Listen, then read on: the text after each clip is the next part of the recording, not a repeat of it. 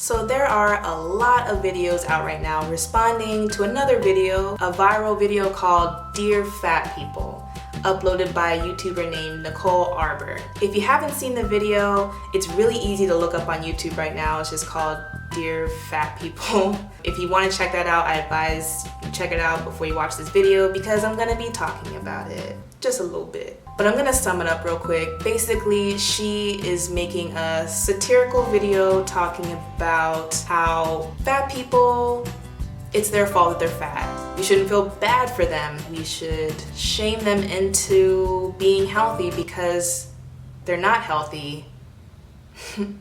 I don't even know if I'm making sense. This is what's happening in that video. This is what's happening. And she's saying that it's not that hard to lose weight. It's pretty much on them. Just eat better and work out. It's that easy. Put down the burger. And lastly, that she doesn't mean any harm and that no matter what, she's really gonna love you for who you are. She just wants to help you be healthy. Does she have some valid points? Yeah. We all know that being obese is not healthy. Was she trying to be funny? Should we have taken it so seriously? Well, I'm just gonna say that she was trying to be funny, but was it funny? Nah, no, it wasn't. Like, I get it. She sees herself as a comedian. She was being satirical. I don't think it was meant to be taken that seriously, but it was her delivery, and there's a few things that I feel like just got rubbed the wrong way by so many people. There are 3 things that I have to say about this video, but the number one thing I want to say is that this topic about obesity gets thrown around a lot, and we make it seem like it's so easy to just lose weight. Like it's their fault, they're fat, they're lazy, they don't eat right, they don't exercise, and if you just change all those things, you won't be obese. While there's truth in that, there's a lot more to it. But first, I'm gonna say, number one is that she's not funny. And I know she calls herself a comedian, and she has every right to call herself a comedian. She has every right to have freedom of speech and say what she has to say and voice her opinion. Like, that's fine. But did it come across funny? Not at all. And especially to the masses, if majority of people, and I don't mean just like a lot of people, like majority of people are offended by what you have to say, are hurt by what you have to say, just do not agree with what you have to say. Most likely it's probably a biased opinion, and it just was not funny. It came off really mean. It was really insensitive and inaccurate and ignorant. And she kept saying that she was just telling the truth and that she was being censored because she was just telling the truth. And there are comedians out there that are known to be brutally honest and that say like really inappropriate things, but they somehow turn it around to be funny. There's a lot of comedians out there like that. If you've ever heard of George Carlin, he's a very famous comedian who passed away, and he was known for being like rough around the edges, talking about topics that are like, just don't joke about, and just touchy subjects, but he somehow made it funny. Why was it funny? It's because he's talented. He's a good comedian. He understands satire. To be successful in comedy, you have to be intelligent, you have to have talent in it, and you have to be aware. A lot of comedy is just circumstances in life through someone's perspective, where it's relatable and they put a twist on it that makes it funny. They make sad topics, important topics, serious topics somehow easier to deal with. But if you're just saying mean things with no purpose behind it at a camera and you expect people to think it's funny, there's just a lot more to comedy than that. Number 2, coming from a girl like her is not what anyone wants to hear. And on top of that, she disabled all the comments and the likes, meaning that she got so many dislikes and so many negative feedbacks that she disabled it, which means that she can't be confronted about it, there can't be any discussions. And she repeatedly says online that she's standing by what she has to say, she's not gonna apologize for voicing the truth, and she's getting a lot of attention for it. But you can't keep using satire or being funny as a scapegoat. And to say that at the end of the video when she mentions, despite all that I had to say, I'm gonna love you for who you are no matter what, I just wanna help you out. It's like, we're not dumb. We're not dumb. She's basically a walking contradiction. She actually uploaded a video called Dear Instagram Models before that. And even if you look at all of her videos, she's always like face full of makeup, hair all teased and like super sexual. Like her boobs are like always in front of your face and she's just always like, and you know she's like a model type of person where she bases her looks off of like her career. She wants to get noticed and she's trolling on all these other people when she's just standing in front of a camera, overly sexualized, and she has nothing really important to say, which is why the video was so offensive. It would just seem so unnecessary and cruel when you know deep down she wasn't doing it to help anybody. She just thought that she was funny and she thought that because I'm pretty I can say whatever I want, and coming from her it's just all wrong. Just all wrong. And it's funny, she's even more famous than she's ever been now that she's made this video, which is kind of like a good and bad thing. She's using it to her advantage.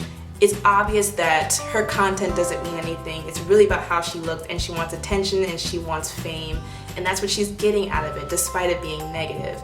And I mean, I'm contributing to it, but all these response videos and things like that are getting her more and more attention, and I think that's just what she wants at the end of the day. And especially that she's not apologetic about it. Like, this is what she wants. She wants attention, she's getting it, so you're welcome.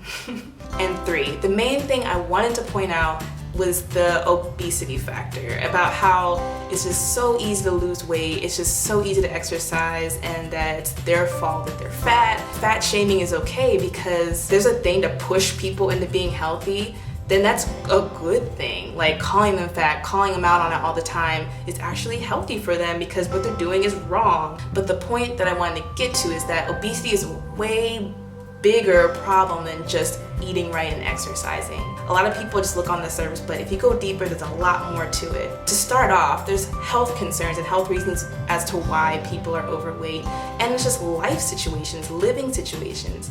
There's health problems, there's stress, there's depression, there's the environment that you're in, there's the environment that you grew up in, there's advertisement everywhere, there's the convenience of drive-thrus, the convenience of just a sedentary lifestyle. People don't have time, they have families to take care of, they have places to be. I know it's possible to be healthy, but it's also really hard in the society that we live in to be healthy.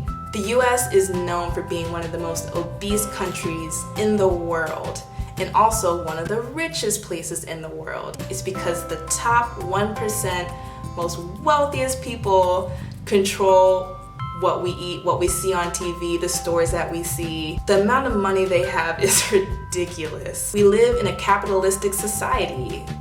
Money trumps health for them. That 1%, money comes first. And with capitalism, you know, they believe in the individual over the masses. Like, I worked really hard to make this money, I deserve this money, freedom, and all that. The 1% controls the meat industry, the corn and wheat industry, the factory farms, and they distribute to fast food chains, restaurants, grocery stores, schools, jails. They're a huge contribution to what we eat on a daily basis, and there's a lot of money behind that. We turn on the TV and we see commercials for food, sugars, fats, processed foods, and we all know that sugar and fatty foods is just the same as almost drugs. We compared Oreos to like crack, cocaine, things like that. We all know that food is an addiction, especially when our minds are programmed to like sugary and fatty foods because it tastes better, but it's not as good for us. Because we know that sugars and carbs and fatty foods, while there's more calorie intake, which is what our body wants, it doesn't fill us up as much as like fruits and vegetables, and we can eat more processed foods and our minds like the way it tastes over the healthy foods that fill us up, give us more energy, and is healthier, and it doesn't store nearly as much fat. Now the top 1% knows what they're selling, what they're advertising. They know it's not good for us.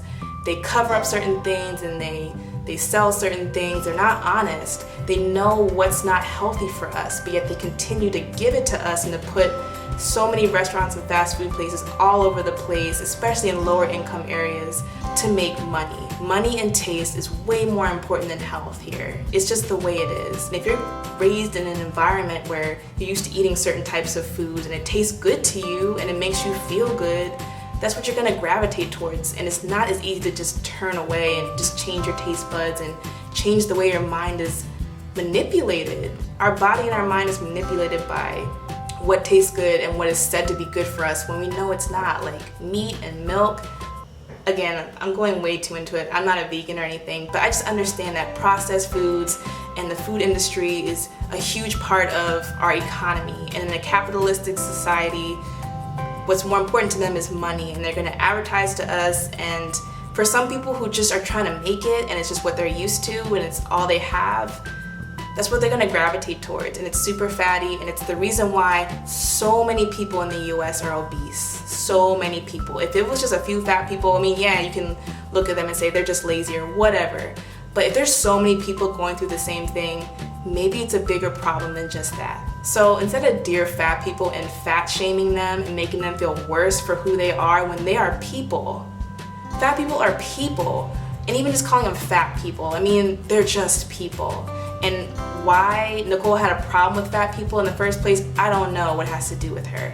It's just easy to make fun of them. It's so easy, but just, you gotta look deeper into it about why there's so many obese people in the world and why they are the way they are. Don't just blame it on them like, oh, they're just lazy. There's a lot more to it.